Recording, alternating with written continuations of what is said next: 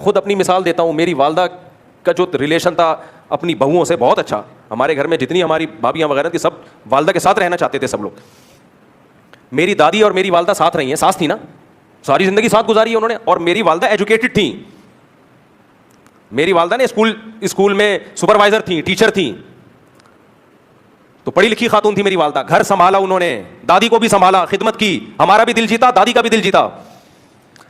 اگر میری اماں سن لیتی ان اسکالرس کو, شروع میں ان اسکالرس کو سن لیتی کہ مجھے الگ گھر لے کے, تو میرے ذمے, میرے ابا سے کہہ رہی ہوتی میرے ذمے آپ کی والدہ کی خدمت لازم نہیں ہے, تھوڑا انگلش میں ٹش پش بھی کر دیتی اور الگ ہو جاتے, تو ہمیں دادی کی محبت, بولو نا یار, الگ رہتے ہیں, دادی کی محبت تو نہ ملتی. دادی تو بھائی چاہیے میرے بھائی, بچے کو کیا چاہیے, اب تم بڈھے ہو گئے ہو, اب تمہیں نہیں پتا چلے گا. بچے کو اماں سے زیادہ کون اچھی لگتی ہے, نانی دادی. ہمیں تو بھائی اپنی اماں سے زیادہ دادی پسند تھی, کیونکہ ہماری دادی نے ایک تخت تھا ان کا جہیز کا ملا ہوا, میرا خیال ہے کم از کم 1948 سے پاکستان بننے سے پہلے کا تخت تھا وہ, اس پہ پھٹے لگے ہوئے تھے. ایک جہیز کا بکسا تھا ان کے پاس. میں نے جب سے ہوش سنبھالا وہ بکسا دیکھتا آیا تھا میں, لوہے کا. ہم کہتے تھے بریف کیس کا زمانہ آ گیا ہے, نا.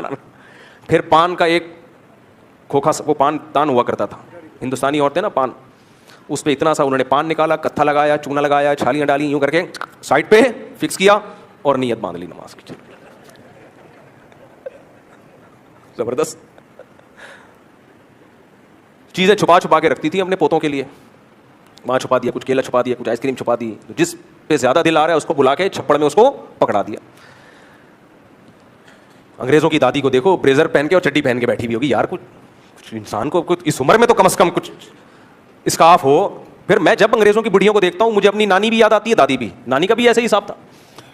میں فوراً دیکھتا ہوں یار ہماری دادیوں کے سروں پہ چادریں ہوتی تھیں, ہاتھ میں تسبیح, وضو, بار بار وضو کرنا کی وجہ سے چہرے پہ ایک رونق, تلاوت, دعائیں, بات بات پہ دعائیں دیتی تھیں.